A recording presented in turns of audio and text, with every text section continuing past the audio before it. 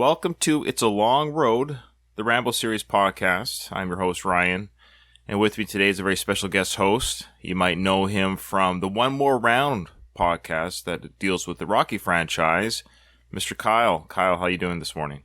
I'm doing great. Thanks for asking. How are you doing, Ryan? I'm doing really good. Thanks for taking the invite, coming on the Rambo Series podcast with me. Of course, Kyle and I with Katie, we do the Rocky Series podcast together. We're having a lot of fun over there. So if you're if you're listening to this podcast, you didn't realize I run a Rocky podcast. It's called One More Round, the Rocky Series podcast. Check that out because Kyle's on that as well. So Kyle, before we get into your history with Rambo, the film, all that good stuff, I do have some emails. I've been very bad, Ryan. I've been so excited to do the First Blood film that I have forgotten just the basics of podcasting. I've forgotten to read emails. And so these poor people have been waiting. I know. And I'm like, oh my gosh, I forgot to read this. So let's get to the emails really quick if you don't mind hanging out while I do that. Yeah, this feels just like the other podcast. Yeah. It's good. Okay.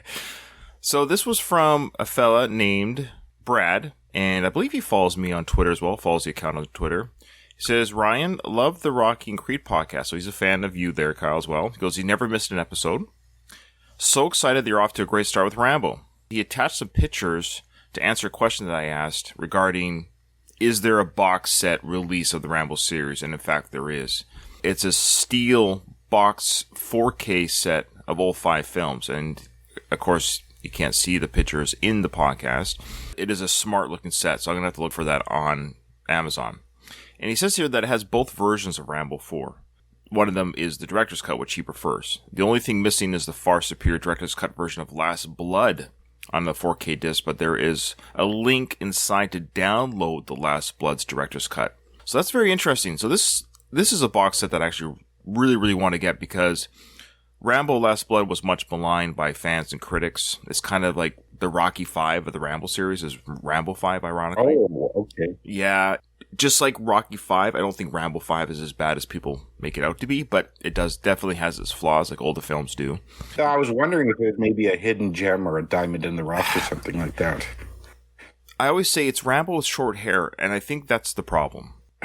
Really? Yeah. That's what it boils down to? Seriously. Wow, well, it could be. Yeah. It'd be like having Rocky with long hair. It wouldn't make sense. Why does he have a ponytail? Yeah, Rocky with long hair would be messed up. You have to have Rocky with short hair. Yeah, you're right. That's like the branding, I guess, or the image of it. I know it threw me off, and I'm a lifelong Rambo fan, and so it just seemed like Stallone doing an action film. And it was a good action film, but it wasn't a great Rambo film. Either you have to keep the hair long, or for Rambo, maybe completely shave it and have a reason for doing so. You can't go just a short haircut. It's long hair or bald. No middle ground. Yeah, like Colonel Kurtz from Apocalypse Now. Oh, yeah? Yeah. All right, back to the email. Oh, yeah, he suggested that I get a hold of a guy named Brian McKinney who lives in Hope, British Columbia. He helped create or get the Rambo statue that's there. There's a wooden statue. I don't know if you've ever seen it, Kyle. I have seen the picture in the town there in BC. Yeah, and I haven't seen the statue in person yet either, but before this podcast ends with Rambo 5, I'm going to definitely get a picture with me with that statue. I mean, it's definitely closer than Philadelphia, so I really have no excuse. I don't know where it is in BC. Is it deep in the interior of BC, or is it kind of in the lower mainland area? Hope, British Columbia? Yeah. Boy, my geography's not great. I think it's still south of the province. It's not like it's in the north. I think you can drive through it on your way to Alberta type thing. It's not that far off the beaten path if you're going to Trans-Canada. It would be near Kelowna type of... I think so. Kind of out there. Yeah, okay. He goes on to say that he's probably a Rambo expert. He might be somebody to talk to. So I'll look into that, Brad. I'll look into that. And he says that he's Sly's second biggest fan next to Mike Kunda. Well, I don't think we should rate fandom. That's just me. But Brad, we're all fans in our own way, in our own unique way. But thank you, Brad, for reaching out to us. And you're a top fan in your world. You're your number one fan of Sly, if that makes sense. So, Brad, I hope you enjoyed the show, and I hope you've enjoyed the episodes we've released thus far. Thanks for reaching out. Sean Hull, and I don't think he listened to our Rocky podcast, so I think this guy is literally a legit Rambo fan who stumbled on the podcast because of his Rambo fandom. Because he says, I'm new to all this podcast stuff, but have yet to see much on Rambo regarding podcasts. He goes on to say that he spent 12 years in the United States Marine Corps, and every year we were trying to be Rambo in the 80s. Haven't only seen up to Rocky 3, so he's definitely a Rambo guy, he says. So he hasn't seen all the Rocky films. He says it took him 4 to 5 hours to get through Last Blood, that's Rambo 5, because I kept rewinding the kills, so he enjoyed it. Okay, he took a long time getting through it because he loved the killing so much. Wow. That's funny. And there's a lot of kills. There's a lot of great kills. He says his favorite Rambo is Rambo 4. He goes, the bow scene at the beginning is incredible. So he's been listening since day one to this podcast. Keep up the good work. Thank you, Sean. I will. If you want to send me an email, thank you, Sean. Let me say that better. Thank you so much, Sean, for reaching out. It's very kind. It's always nice to get emails. There's something quaint. I like emails. I don't know why, but I think emails are great. Yeah, I like the emails too. And I was going to make a comment earlier with the box set and stuff. Mm-hmm, of course. I think if you go logically, downloading stuff and all digital has a lot of advantages, but there's just something nice about having a physical copy of the thing. And maybe that's just nostalgia, and that's the way we grew up, and that's how we like it. But you're right. There is something, I like something that you can hold, it's tangible. And the box set, like I said, the pictures, it looks really nice. There's something, you can't hold a streaming service. Yeah, exactly.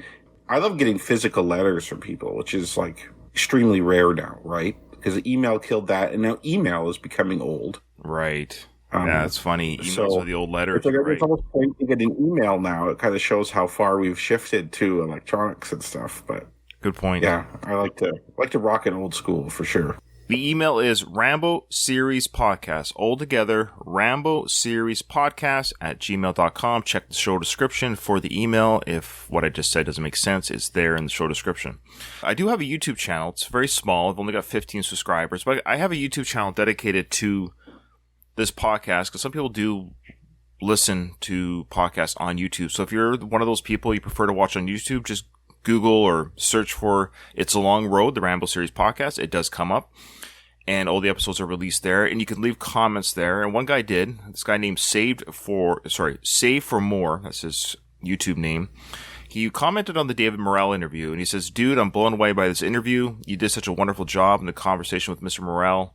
This interview means a lot to me as a huge fan of Rambo. The novel is my favorite book.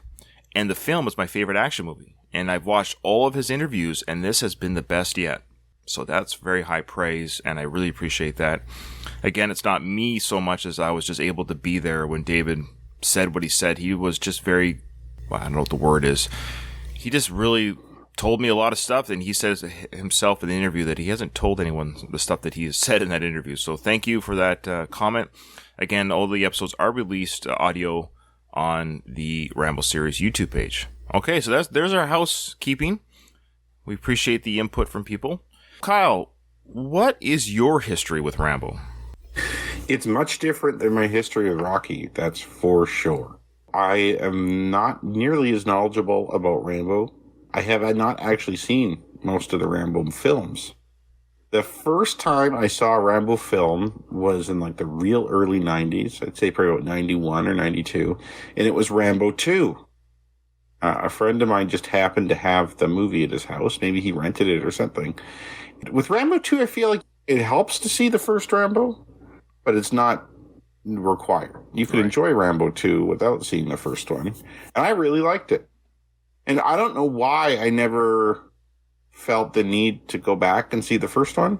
Like, I went back to watch First Blood 10, 15 years ago. Watching the scene you showed me was almost like watching it for the first time. Like, I wasn't sure what was going to happen. I didn't quite remember it. But yeah, I like Rambo. It's interesting.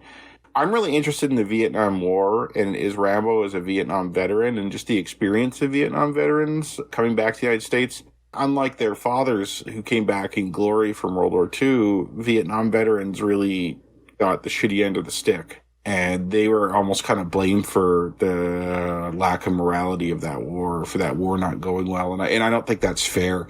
I think these films, especially the first one, does a really good job of showing that.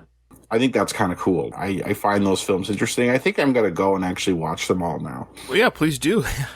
You're going to be on again, so whether you like it or not, you're going to probably be on each season at some point. So you better watch each film. So it's up to you if you want to wait till the season comes out or just rewatch it again when you guest host as you did with this scene. It's a series that you're not going to be bored. You're going to enjoy every film. Every film has its flaws. First Blood is the first Rocky, if that makes sense, of the Rambo films. It's the most grounded. It has the best acting. It definitely has the action beat. It is an action film, but there's a drama, intense scenes. Parts 2 and 3 are like Rocky's 3 and 4 regarding it's a little bit more superhero-y, a little bit more unrealistic. You got one guy taking on the whole army. You know, it's yeah. But it's fun. You know, you're still having fun. Oh, it's very fun. Yeah. And then Rambo 4 is your Rocky Balboa. It kind of makes it grounded again, and it's an older, aging Rambo, back to being grounded a little bit again in reality. And then Rambo Last Blood, it didn't do what the Creeds did. It kind of missed the mark again. It went in between the superhero-y and Rambo Part 4. It was brutal, great action beats, but it was just, again, I think it was the aesthetics of how it looked. I think if he had stuck maybe with the longer hair, I don't know. The storyline could have been more. That's all. It's just, I don't want to spoil anything because I want you to watch it. But I liked it still. Here's the thing. I liked it. I liked it a lot. In fact, I liked it better than another Rambo film, but I'll save that for the discussion because it's not my least favorite in the series. Okay. If you remember our last episode with Katie, we got to the part where John Rambo breaks out of the sheriff's department and he enters, which I love how he bursts out the door. And I love this scene when he bursts out the door and you get that musical flourish from Jerry Goldsmith. It's this triumphant, he escapes jail, but we get this triumphant, he's out. And I like how it's a triumphant score more than a danger score because this guy's now been let out into the wilderness, so to speak. This is dangerous. You've let the dog out of the kennel. And I wanted to mention, actually, before we continue, there was a couple points from our last few episodes that I forgot to mention as we talked about it. So there's a scene, you might remember this, there's a scene at the very beginning where he was talking to that woman doing the laundry, and he's asking for his friend Delmore, and he's showing her a picture of his friend Delmore. He says, oh, look here, in this picture we have Westmore and we have Bronson. Now, these names that he mentioned as part of his platoon, they were actually people from the makeup and costume department. Oh, I love stuff like that. Yeah, so Sly said they didn't write names for it. He just rattled off names from people that he remembered from the staff in the movie. That's great. Yeah. I love stuff like that. Okay, and there was also a scene in episode I did with Katie where the individual was painting. There was a guy painting the police station. Galt was like, keep slinging that brush, Leroy, and stuff like that. Now, that painting was real. The police station was a real police station. It was being renovated at the time of filming, and they thought it would just be easier just to keep the renovations going and film around it.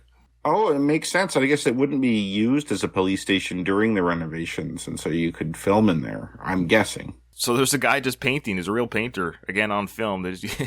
That's kind of the Stallone or Rocky theme, yes. Right? Like, just keep it as real as possible. Like, why fake something if you could just incorporate real life into the film? Also, Sly was 164 pounds in First Blood. Yeah, pretty lean. So this is around the time he did Rocky 3, right? Yeah, he was editing Rocky 3 during the filming of First Blood. Yeah, makes sense. So he was probably the leanest he's ever been here. And lastly, the water scene where he's getting sprayed by the hose. We figured that was real water pressure. Probably not a full water pressure from a fire hose, but it looked really strong in the scene. And it was so strong, in fact, that it actually blew off. It pressure washed off the scar tissue makeup that was on his back. Nice. That would be pretty uncomfortable. That's for sure. And we're going to get more into what Sly kind of went through in this film regarding injuries. He just loves to injure himself in films. He's hilarious that way, but he does. He really does injure himself in films. Like, I'm guessing he did a lot of his own stunts in this movie, although I'm guessing not all of his own stunts. Well, we're going to get to a couple of them right now. Yes. Yeah, okay, we'll talk about some of these. That's good. All right, so again, listen for that musical flourish as Rambo busts through the sheriff's door, and he looks around the street for a way to get out of this area, or out of this town.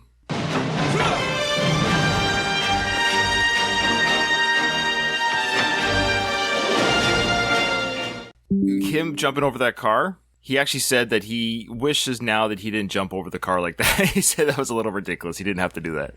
That was probably more effort than just going around it. Like, the car wasn't blocking him at all. But that's definitely 80s. I mean, we had the Dukes of Hazzard in the 80s. Remember they would slide over the car? Yeah.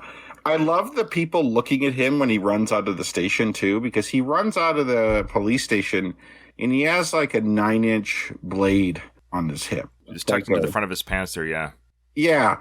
So Like, imagine if you're walking by a police station and someone like that with a huge knife walks out. Especially in a sleepy little town like this, that would be pretty terrifying.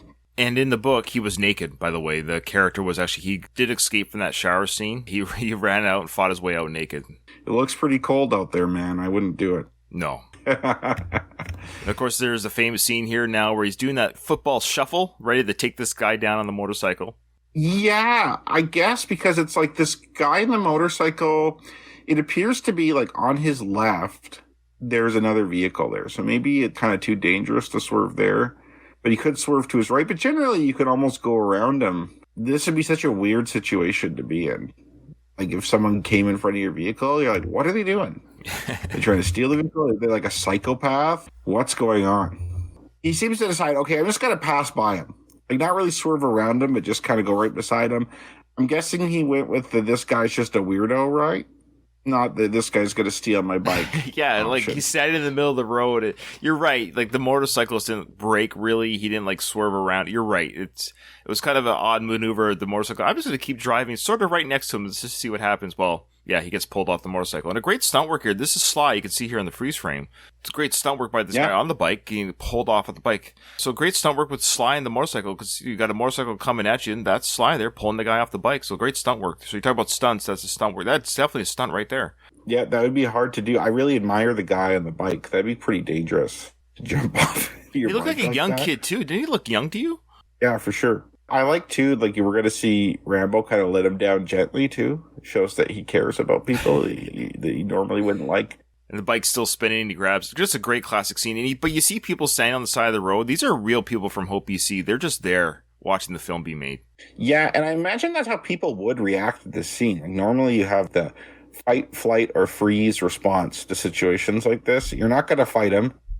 No. It doesn't look dangerous enough that you'd run away. So you'd probably just kind of stand there and be like, what on earth is going on here? Like, why is this guy doing this? Now, Sly is on the motorcycle, obviously. He said that at no point during the filming was he being towed. You know how sometimes they do that in films? They have the motorcycle attached to a four-wheel vehicle for filming. Oh, I actually didn't know that. Seems to me like that would be worse. Like I'd rather have a motorcycle that I control not being towed. Like, well, it's not towed. It's hard, you know, like a stationary bike.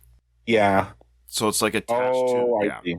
No, it's not like not like that. Sorry, it's like hard attached to a vehicle of like a trailer of some sort. So they could put cameras right around the people on the bikes. So no one's ever, very rarely are people riding the motorcycles in films, especially when it's that close-up sequence. But you'll notice all the sequences that you see Sly on, they're always showcasing that he's on the bike. This is a dirt bike too.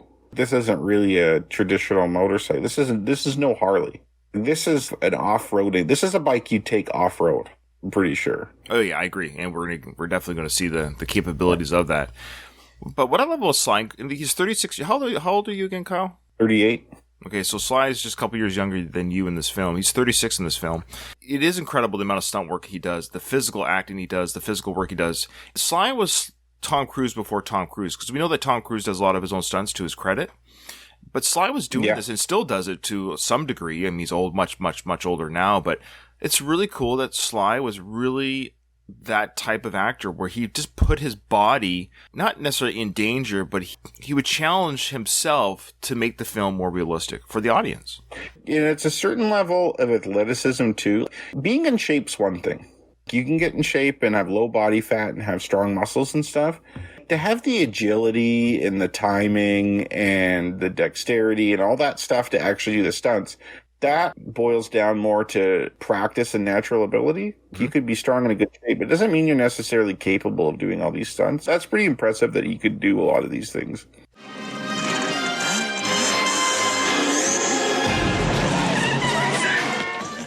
Now, I love how Galt comes out of the station, of course, rightfully angry. 4, 5, 7 police officers have been physically assaulted by Rambo. No one's been killed, but this guy has gone away from their grasp, so of course he's pissed off. He was angry to begin with, so you really rattled this guy's cage. He comes out and says, I'm going to get that son of a bitch. And Sheriff Teasel's like, Art, don't shoot, which is, yeah, good advice. You're shooting a weapon. There's a lot of people standing around and driving vehicles and stuff. I would recommend not shooting as well.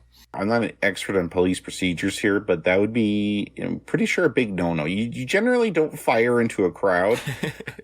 Especially if the other person is running away. It's different if he had a gun and was shooting at you, and you shooting at him could potentially save your life or the life of people around you. You may want to risk shooting into the crowd, but even then, you'd have to make that decision. It'd be a tough decision. But if someone's retreating from you, there's no justification to shoot into a crowd. And even that, Sheriff Teasel even knows that. Oh, of course, yeah. Teasel, despite his kind of pushing Rambo at the beginning, and he's actually still a very solid lawman. I don't think he's a bad person. I think just in general, him and Rambo are basically almost cut from the same cloth. Two different wars. Teasel's a Korean veteran. Rambo's a Vietnam veteran. And it's almost like when you have two similar type personalities, they just don't get along. Yeah, and kind of what I was saying earlier, too. These people who came back from Korea in World War II especially, their experience was so much different than the people coming back from Vietnam.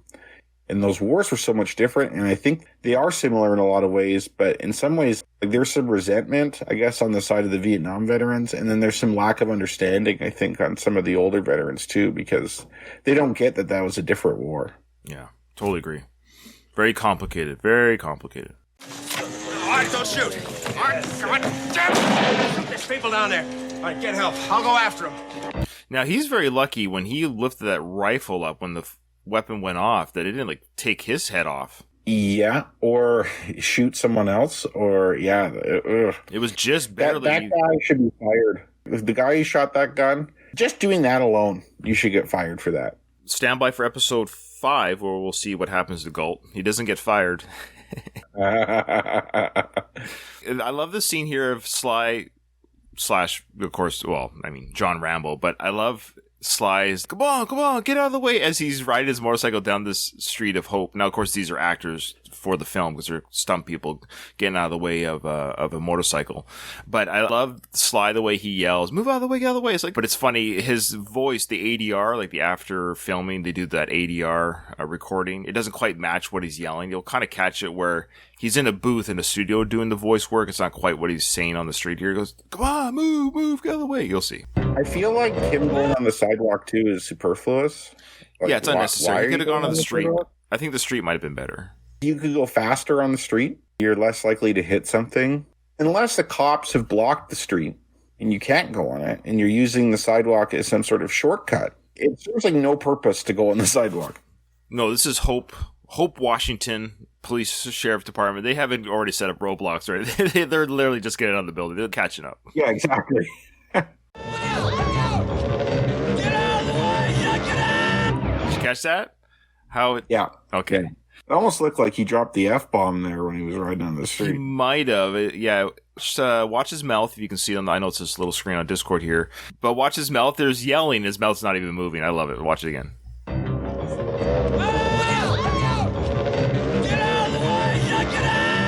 don't know. I just love that part. Yeah, that first yell, no moving on the mouth at all. Of course, you got to keep in mind, when they made these films, they had no idea that they were going to be analyzed on some podcast in high definition. Yeah. To me, that didn't take away from the scene. No. That didn't bother me. I love this film. I give it 100% on Rotten Tomato if you want to give it I love that there's nothing wrong with this film, but there's flubs. There's just mistakes, but I love this film. In films, I find car chases in general, in most films, boring. Yeah. Especially when it just shows the cars just do impressive things, like they make certain jumps or they skid in a certain way. Like that's supposed to impress me or something. And it is kind of impressive, but it's not that interesting. I find what makes a good car chase is if things are happening that you're not expecting to happen. Like Sure. There's a sudden turn, or they take some kind of shortcut that you didn't expect them to take, or if they lose the person and then the cop suddenly comes out of nowhere. That's the kind of stuff, to me, makes a good suspenseful chase. I think the Jason Bourne movies had really elaborate, intricate car chases, but they were kind of boring in that way. But what I love about this chase is it's realistic in some ways. That's what I like about this chase. There's a couple of jumps that are quite fun, very Dukes of Hazzard-y, which again is just 1982. Yeah. There's a couple of really incredible stunt work. Again, no CGI, no wire work. These cars are flying over these streets. I loved this car chase. Yes, this I is a agree. really good one. I think also what Rambo was doing going off road and stuff like that, that's the smart thing to do. I was thinking that when we started. I'm like, get off the road. You're not going to compete with these cars on an open road like that, but your bike's made for like all-terrain stuff. Do that. And that's exactly what he did. Yeah, it was very suspenseful. Like I watched past the where you told me to because I kind of wanted to see what would happen with this. That's what happens. That's what happens. Now, every scene you see of the motorcycle where is that Sly or not? It's not, if that makes sense. So that is a stunt guy. So every close-up shot, of course, is Sly. Every time if you're wondering, is that Sly? If you're wondering if it's Sly on the motorcycle, you can't quite make it out, that means it's not Sly, if that makes sense. Yeah, and I don't blame Sly for not doing that either, because if I was producing this movie, I would not allow him to do most of the motorcycle scenes. Oh, there's some crazy jumps and stuff. There's no way they'd get Sly doing that. Yeah. Or even a lot of the open road stuff where you just have to go really fast and stuff. It's like, you're not wearing a helmet. This is not your area of expertise. We cannot afford for you to be in the hospital for 2 months. You know, the crew did have the roads shut down for a lot of these scenes, especially when they went outside of town. But there was one instance where Sly said he almost had a head-on collision with a truck on his motorcycle. Wow. Yeah, he's like, I would have been the last film that he would have ever done. It wasn't even done filming.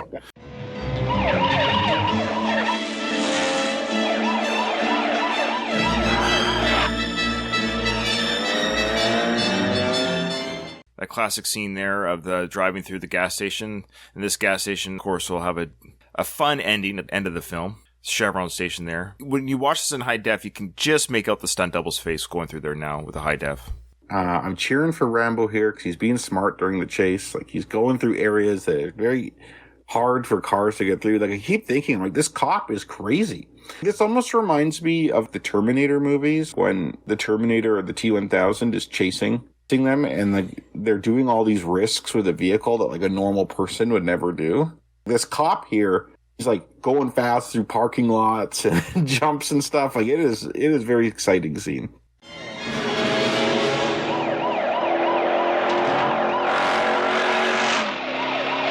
Right, that's fast. Look at that jump there. I love this jump. And this cop car, look at that. Look at how much it flies in the air. It has like 4 feet of air or something. Like the suspension on that vehicle is gone. Dukes of Hazzard, man. This is such Dukes of Hazzard stuff. I love it. Now, at this point here, you'll notice the musical flourish ends. So now we're just watching a car chase. They wanted to have it sound just like the people would hear as they're doing the chase. So the audience is hearing the car, the motorcycle sounds, no music. I think it's a really good effect. Yeah.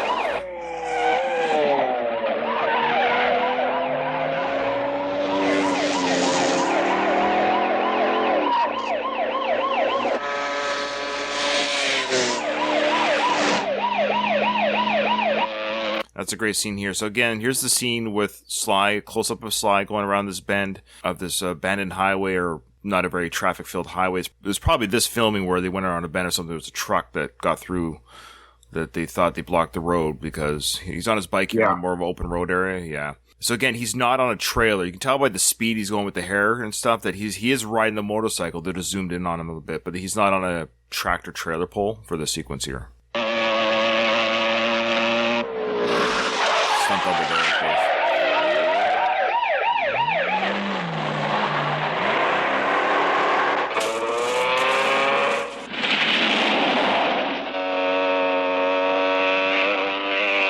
So great work there. You got Sly again. I'm saying Sly because this, we know it's a character John Rambo, but Sly the actor, very physical performance here where it shows the camera work there, it shows him shifting gears with his foot, and it pans up. Again, great filming there, panning up, showing him riding the motorcycle. It's definitely showcasing Sly's physical performance. One thing I find interesting about Rambo here is that when he left the police station, I think if he really wanted to, he could have taken a gun or many guns. Like, he is not trying to hurt or do anything to these cops. He's simply trying to get away. He could have easily taken a gun from that station and then just gone off-road like this and hid somewhere and ambushed this guy and killed him. Agreed. Oh, yeah, absolutely. Right. Which he doesn't want to do because he's not a bad person, right? Like, he basically just wants to be left alone and live in peace. He just wanted something to eat. Yeah, just wants to get something to eat. He's probably starving right now. He's hangry, so to speak. He is very hangry. Or just a side note, I get a kick out of this, Kyle. Just so you know, Brian Dennehy, he's 44 in this film.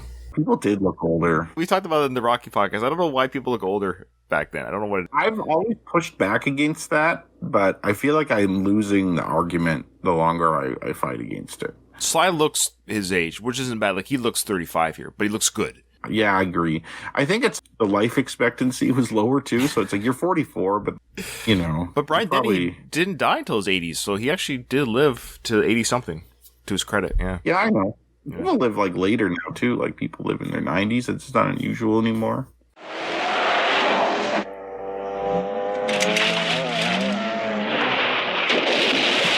That always stresses me out. That cop car runs over that boulder, just smashes the undercarriage of that car. See, if you're a kid or something watching this, that's exciting, or teenager. But that really shows you if you're in dad mode where you're like, oh man, the repair bill for that. I don't know, man. Is that worth it? Like, that's going to cost so much. Like, the suspension's so expensive, and I'm not going to wreck my car doing this. Even though, to be fair, it's not that guy's car either, right? No, the police will replace it. Taxpayers Yeah. take care of it. Now, the sequence coming up here, you'll see it. I'll just play it till it plays through. The car will flip over on its side. That was a real accident. Was it really? It was unplanned. Wow, I thought for sure that was not. No, it was Because unplanned. I was not expecting the car to flip like that. Like that, to me, that really surprised me when I saw that. It surprised them, too. But I guess that was it. Wasn't that actual? I can't remember the name of the fellow who's supposed to be driving the car. Yeah, so Brian Dennehy, of course, is not behind the wheel during the stunt. Yeah, everything exterior shot is the stunt drivers, of course. So what we see him get out of the vehicle at the end. Right. It must have flipped. They put him inside, and then he came out. Exactly. That's exactly what they did. So yeah, they made sure the stunt driver was okay, and like, well, we've got a flipped over car. We got it on film. So they actually had Brian Dennehy crawl out of it. Exactly. They just used it.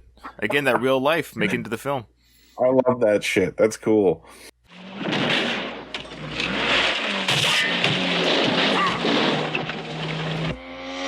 Even he, look at that. When he damaged his car there, he kind of made that like wince, like, ugh. Every time you go over a pothole or something like that, it's even though it hurts your car, it's like you feel it inside. It almost hurts you. It hurts my wallet. Yeah, exactly. Great acting by Brian Dennehy there, where the car bumps, and then he goes, he kind of shakes it off in a weird way. He's not going to keep going after this guy. Another great scene here when they go into the field. Now, people who know the film will know this part. Of course, Rambo jumps at another big jump into this marshy type of farm field. And the car will do the same jump into it and skid around in the mud. Yeah, so he jumped a barbed wire fence, I guess. Like, you can't really see you just see the posts. I assume there's barbed wire in between them. Yeah. I know logically the car chase must continue, but to me in real life, if he made that jump, which is a big if, I don't know how many cops would drive through that fence. Oh, yeah, see you later, Louise. So Louise has to bow out, but we want to say thank you to Louise for his support in Discord. Yes, Louise. If you want to watch this, let me just plug this mid-episode here. Yeah, join our Discord. Every podcast episode will have the link to the Discord server. It's the last of the Action Heroes Discord server. Again, it's a great place and time for you to talk movies and to watch these recordings live when we do the Rocky and the Rambo films. I always plug, hey, we're about to go live, and you can watch it live. You don't have to wait for the editing. I mean, granted, the editing sounds better, I think, but you get to watch the raw unedited recording. So some people like that, I guess, like Donald here. I love that horn honk because you hear the horn honk when it jumps and it actually captures horn honks. But I think that was probably real. I don't think that was or put in afterwards. That was really probably the stunt driver probably hit the horn when he did that jump. They kept it. Yeah, that's what I thought as soon as I heard that. Because I'm like, it's weird. Why would he honk? But I'm like, oh, that probably just happened because he hit the steering wheel really hard. These stunt drivers, man, these are old cars. They're probably getting jostled about in this car, man. There's no airbags in that car. There's no crumple zone. You just go through that fence and you're feeling all those hits. But they're loving it. If you're a stunt person in films, you must love that thrill. You got to be wired that way. You're getting paid to do like fun stuff like that. I guess you're under a lot of pressure too, but they probably thrive off that as well. They must. Yeah, it's a different kind of. I can't do it. I'd be too scared. I'd be going like 15 miles an hour. Yeah, they're like, Ryan, this is a chase. I'm sorry, I don't want to hit anything.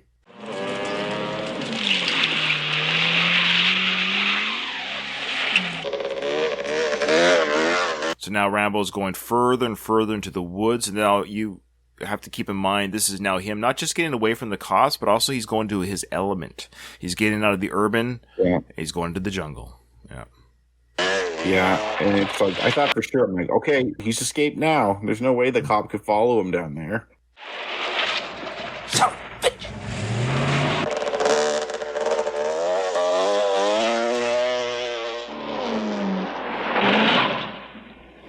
Lester, this is Will. I'm right on his tail. He's just east of Smith's farm, headed towards Chapman Creek. Now, this is a great sequence here of Rambo flying through, again, filming sequence here, but how they're able to film this, it must have been a road or something right outside the forest area here, because you got Rambo going fast through the forest, and they're tracking him on the camera. It's a great little sequence of the trees whipping around him, but he's not getting hit. I don't know, it's a very well filmed sequence.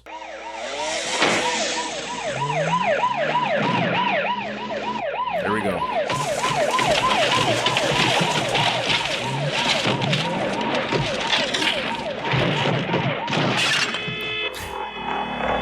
So that was a real accident. Now, you know what? Now that I see that, no, you said that. Say you were trying to do that, right? I feel like you'd try to make it look more intense. Like you'd have the car rolling multiple times. It'd be like this glorious thing.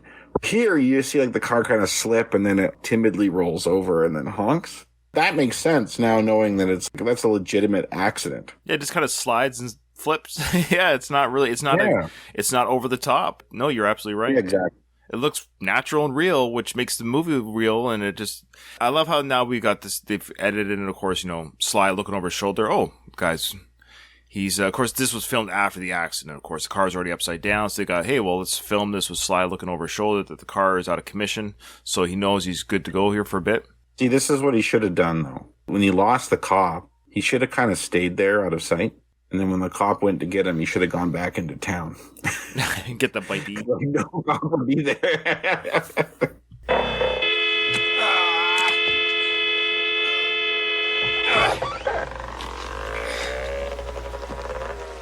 It's a great little sequence where we see Rambo close up, looking over his shoulder at the car far away, and then we go back to the car, and Teasel gets out of the car, and then we see Rambo kind of far away. So we're seeing both perspectives of these, not enemies, but, one chasing the other, where they're just in frame together.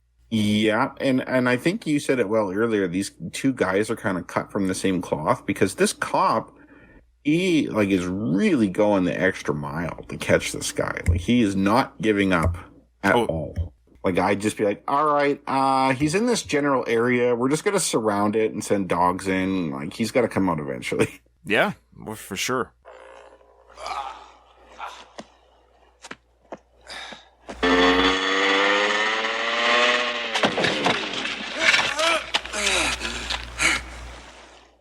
That made me nervous when I saw it. Well, Sly talked about how, yeah, he did chew up his hands on those rocks doing that. I assume that was a stunt guy, though, going up on the motorcycle, right? Yeah. That freaked me out when he was going up on that steep incline and then had to fall back.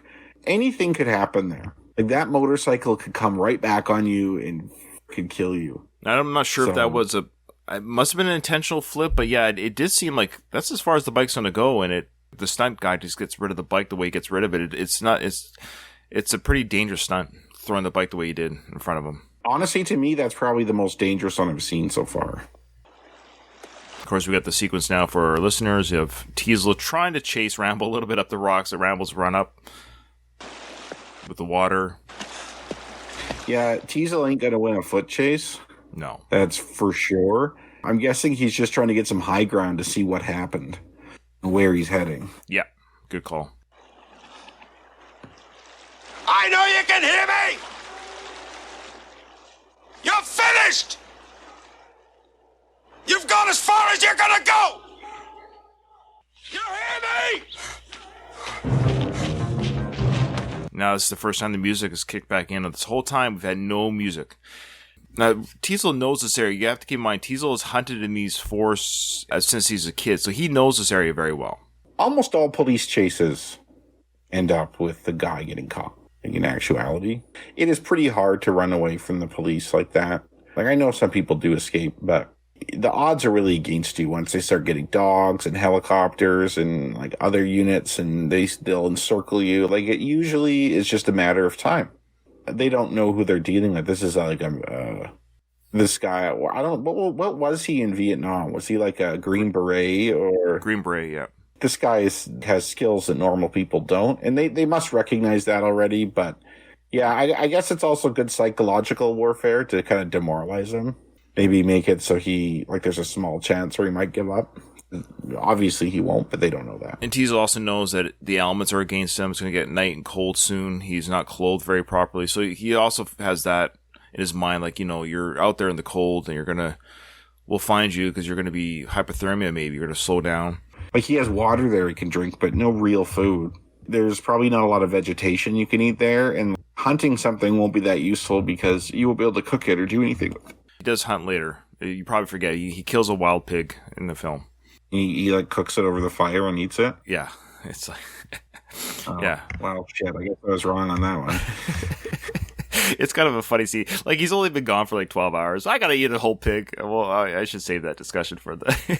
Anyway, so what he's done now, so they found this junk. This is really interesting. Again, this is real life being put into the film. This was not written for the film in the sense of stumbling across this junkyard in the middle of the forest, which I find just fascinating. This was 40 years ago, and this junk was already old when this film was made. There's a broken down truck we're about to see. You'll see him grab this little cord here off the side of this whatever shelter or something, steel rig, and they put that, the costume department did put that there, but he's going to pull up a canvas that was on the ground, and this canvas, it's very famous. He puts it on for warmth and to help protect from the rain and the elements. It's to help trap his body heat. I'm not too sure how much it really does, but it's a real canvas they found here at the junk pile. And Stallone to this day still has that canvas. He says it's one of his most prized possessions ever. Nice. Yeah, I was trying to figure out how old that truck was. It's probably like 20 or 30 years old. It's just been out there for a while. One thing, I didn't know this about the 70s and 80s as much, but like from what my parents are telling me, there was way more of a throwaway culture there. Cars were intentionally not built to last. People used stuff and got rid of it more readily. You didn't keep things as long, so that rig might not be as old as you would think it would be.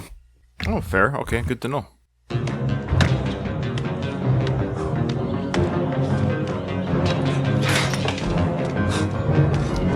So you can see that, we're seeing that he's cold, and he's like, I gotta find something to cover and then he's gonna find the canvas. It doesn't help that he has like no body fat too. Yeah, he's got like 2% maybe. So he's probably like actually really cold. Well, Sly did say that yes, it was freezing. It's Pacific Northwest weather, and there's scenes where you see the breath coming off the actors, or the real life breath. So it's cold enough that you're seeing the breath on camera. So it's probably 3 to 4, 2 to probably 0 to 5 degrees easily. Yeah, and you're not supposed to have 2% body fat. No. I guess a human being, like, you're supposed to have a bit more, and that's one of the reasons. It helps keep you warm. So here's this old truck here. This actually might be something I could put on Reddit. Reddit's really good about this. Name this vehicle. I'm going to do this. I'm going to screenshot this picture and put it on Reddit. What is this vehicle? And somebody will tell us. I'll have that for the next episode. Yeah, someone will tell you. Yeah, it's amazing. For sure. It's amazing. I love that kind of stuff.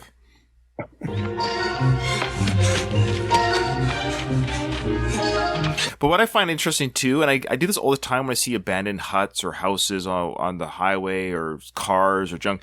There's a time that somebody bought this. This was their mode of transportation. There's memories were made in this vehicle, and now it's just here. I find that very interesting that there's a journey this vehicle had, and now it's over. And I just find that history interesting. Like, what was the journey? Who was the last person to drive it? Why was it placed here? Who placed it there? When was that decision made? All these things I find interesting. Same. Yeah, I agree. I love that with the old houses too. My house was built in like 1954. I'm curious about all the family or people who've lived in this house before I did. Because there's a time that it was their older dreams were in that one house. Oh, this is our house, honey. We're here. And now it's empty and falling apart. It's weird. No, I live there. How disappointing for them. He's not happy with what he found in the truck. Nothing there. But then he goes through the other side to look. Yeah, he's looking at where the gas pedal and the brake are, and maybe it's something he didn't see there. Feeling discouraged. Oh, he's like, there's got to be something. There's got to be something. What's this? Is like, perfect. A I canvas. wonder if, like, when your adrenaline wears off too, it dawns on you that you're in a police chase. Oh yeah, he's definitely that's what I like. They're showing that he's cold now. Yeah, it's kind of wearing off. The reality's setting in. The weather's setting in for sure. Yeah. So we'll see Sly do one cut into the canvas, but that was all that was filmed. The rest of it was done by the costume department because he said this is all they had, so he had to leave it to the costume designers to do the rest of the real cutting. But this was the real canvas they found, and then they gave it to the costume designers to fix it for him to wear.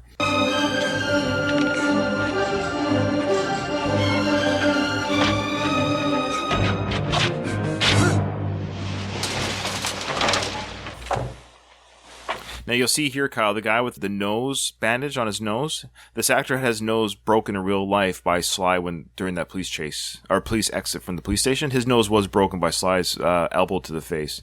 I hope he got some extra money for that. Unlikely, but he could always be hey, Sly broke my nose in First Blood. He's that guy. Yeah, You can't. That's the money can't buy that kind of notoriety. no. Finch! Lester!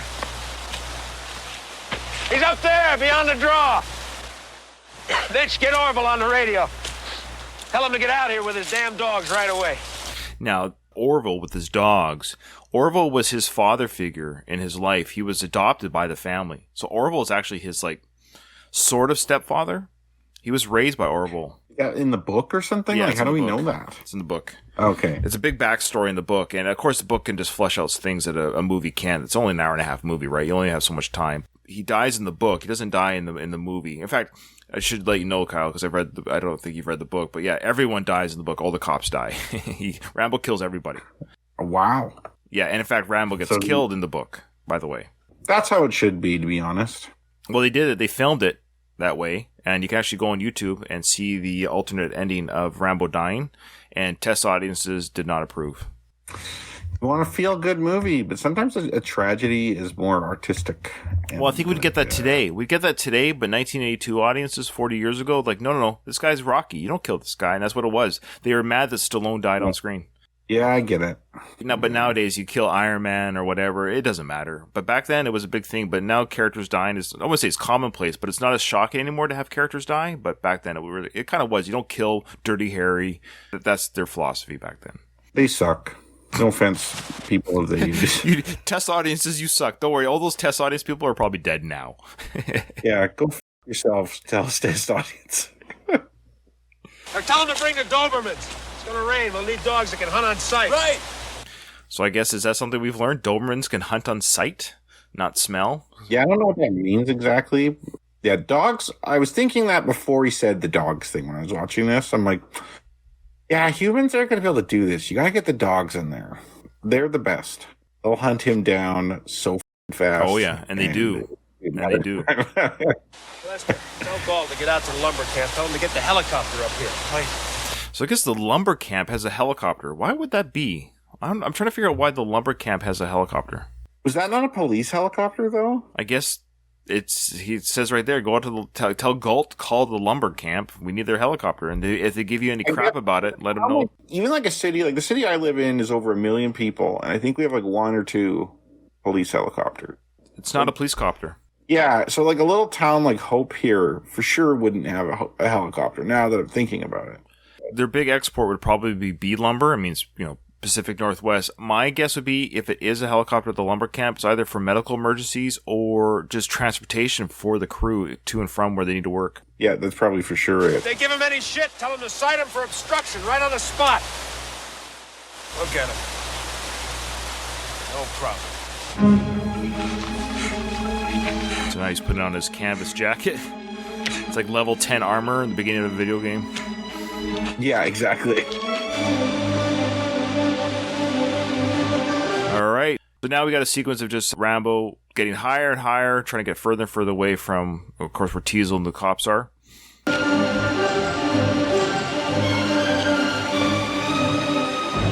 Sly doing his climbing there. Good stuff. And that's him. Yep. I would believe it. Hello, sweetheart. That's it, baby. Let's go. So a couple of the dogs' names of Orville here are Duke and Thunder. Yeah, it's amazing how well certain dogs can smell. I don't know about Dobermans. No, they hunt on sight, Those apparently. bloodhounds? I got a Wikipedia of that, but apparently Dobermans hunt on sight, not smell. That's what he was saying. Whatever that means. There are some dogs that can smell human skin cells that come out of the air conditioning system of a car as it's driving. Well, that's insane. And just this is a nerdy fact. A bear's sense of smell is like several times magnitude better than those dogs. Wow. Like a bear can smell you from like several miles away. It's insane. Humans, we have super bad senses of smell for most animals. I think my smell is, I'm one of those that I have a strong sense of smell. For a human, I find I can smell things before other people do in the house or something. A couple hours, it won't be long before you have this one stuffed and mounted, huh, Will? Make him into a... So they're talking about hunting ideas here. It won't be long before you have this guy stuffed and mounted. How, Will? Make him into a bear rug. Yeah, these guys seem really chill. This is probably like the most exciting thing it has or ever will happen in their entire police career in this town. It's probably super boring to be a police officer in Hope, Washington here. Yeah, they have a pretty big force for a small town if you think about it. There's a lot of guys on shift at this time. Like, this is the day shift, but they have like 10 guys ready to go. Maybe once the police station got tore up, they called everyone. It's like, you're coming up. Get dressed. Yeah, the only people that aren't being chill really are Teasel and Galt. They understand the seriousness of this guy, but you think these other guys would be a little bit less chill considering they've just been assaulted by this guy. This guy is no joke. Yeah, I think their guns give them the false sense of confidence. It's like, oh, you caught us by surprise, but now I got like a long rifle. You're bear rug. Didn't we go deer hunting up here last year? Yeah, I got a couple bucks last year. I'll shoot anything. Hey, Mitch, up the hill. So yeah, they're just, I've been out here before. Yeah, I've hunted up here before. The guys, you're hunting in an escaped convict here, and you're just chilling about your hunting days, talking about, I think I've hunted in this area. But so they're really relaxed and like, this is our turf. We'll get this guy. We'll get him in a couple of hours. Yeah. It's a couple hours. Which I think for most cases that would happen. Like this is like an exceptional circumstance. Sure. I think most people on the run, it's just a matter of time. And it's kind of like some cool excitement and drama that's coming into your otherwise fairly quiet and boring life.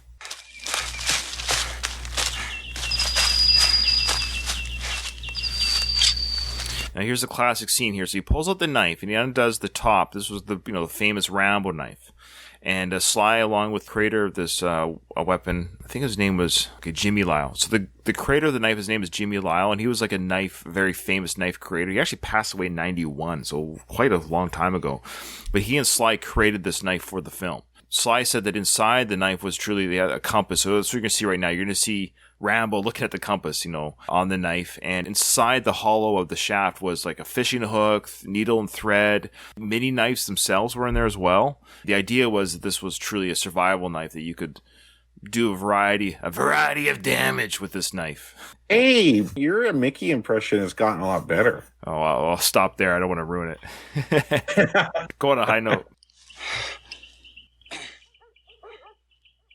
Now, I'm not too sure what direction he thinks he needs to go in, other than away from the barking dog. So, but anyways, he gets his directions, but he hears the dogs barking. Like, well, they're over there. I'm going to go this way.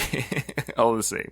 Just keep getting further away is what I'd recommend. But I think it's just to showcase the knife, that it has a compass. It's a big deal back then in the 80s. Keep those dogs away from me. I don't trust those bastards. They keep moving because my dogs can eat and run at the same time. Straight to the top. The cop's like, keep those dogs away from me. He goes, oh no, they'll keep moving. They can eat and run at the same time.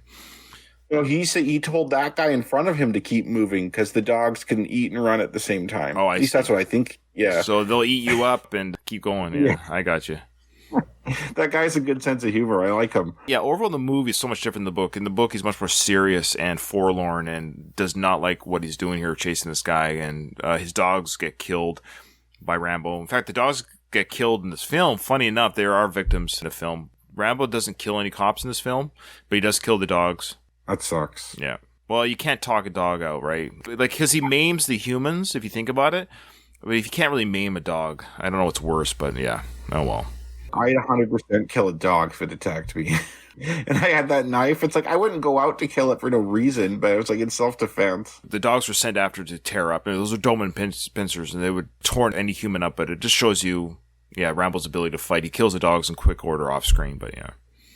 This guy's supposed to be dangerous? He's just dumb. They're underestimating Rambo. They're saying he's dumb.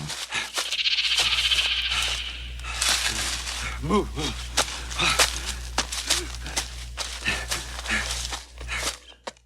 Higher and higher ground goes John Rambo. Whoa! Hey, whoa, you're spoiling the set. Let my babies do the job. Go ahead. I'm trailing you here. This is no good. Why? There were 3 of us on him in the cell block down there. He went through us like we weren't even there. Come on. Hey, is that David Caruso, who yes. said? Yes, okay, that was him. All right.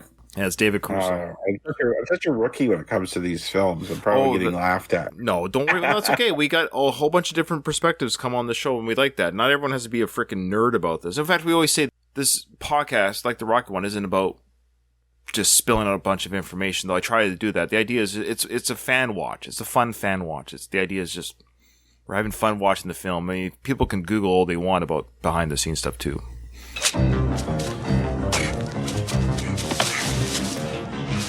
Now, this sequence here, right there with him hitting the tree, he actually hurt his shoulder doing that, apparently. This is the first scene that was filmed for the film, was this sequence here. Oh. Oddly enough, it's just chasing the forest, but him being hit by that tree, that was actually the first thing he filmed. Now, of course, this is an incredible sequence. No CGI, no blue screen. This is Sly getting to the edge of this cliff. And there's a great shot where it's going to be over the headshot of Sly looking down over the cliff. Now, what you don't see is tied to his leg is a rope. That's all he had for a safety device. So he said had he fallen over, it would have just been like what you think. He falls over and he just slams against the rock face. But it's a real shot of him against the cliff. His foot is tied for safety.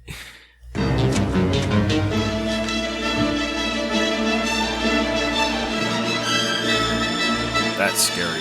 And then you'll see the shot coming up here. Right there. That's a great shot. If you fall, there is a 100% chance. I shouldn't say 100 because of what happens, but generally, though, you're going to think to yourself, if I fall, I'm for sure going to die. Yes. Side note here, I went on a hike in Alaska on my last sail. We had a port stop in Alaska, and we went on a hike, and it was just like, oh, sure, I'll go on like a little nature hike or whatever. And we went up high into these, basically it was a mountain, and to the right of me was this kind of cliff work here. And to the left of me was a rolling hill. And I was scared to death because the pathway gave you it was so close to the edge that had I decided, I could have just leaped off the edge. But I had no way to go. I had to go through this trail. And it was a very disconcerting, I don't know how to explain it, but it was like... I know exactly how you feel. Yeah. Anyone who's been in anything like that knows. Yeah. I was like, I'm this close to death. One false, like if I tumble, trip. So I was so scared that I actually crawled half of the trail. I crawled it. I was like, I'm not walking. I don't trust myself to walk this trail. I went on all fours because I didn't want to topple over. That's your brain making sure you don't die. It's heights like that, man. No thanks. So that's a great shot there of Sly looking over that edge. Great scenery, great shot. Very aesthetically pleasing looking film. Right there. I love that shot right there. BC is a gorgeous place. I know this is supposed to be Washington, but... That's fine. We'll stop it there. That's good. The next episode will be, of course, the famous cliff jump. Yeah, and we'll talk about who did what in that sequence. There's some discrepancy of, how much was Sly and how much was a stunt double, because there's a bit of both. So we'll talk about that in the next episode. I want to thank everyone who's joined us today. Thank you so much, Kyle, for coming, being a part of this journey, and coming on the show today. It was my pleasure, and I'd love to come back sometime. Well, you will. We got 4 more films at the very least, so if you're not on again this season, you'll be on for the other seasons as well. So thank you so much. I for sure want to be on for Rambo 2. That is a special place in my heart, just because it's the first one I ever saw. Of course. So that's it, Kyle. The episode's over. Nothing is over. Nothing. You just can't turn it off.